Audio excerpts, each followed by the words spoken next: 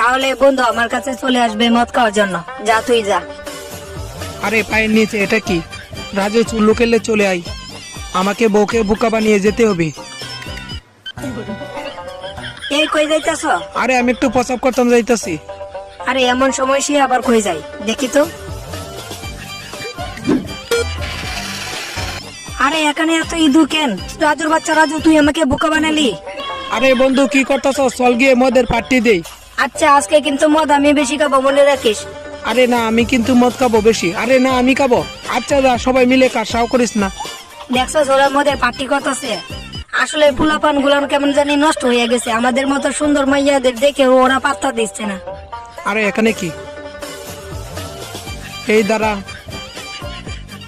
দেখছো আমরা কই ঘুরতাম যাইতেছি, আমাদের কত সুন্দর লাগতেছে। তোদের কুত্তার মতো লাগতেছে ডাইনি, কেমন যে দেখা যায় তোদের। কি বাবরে। হাই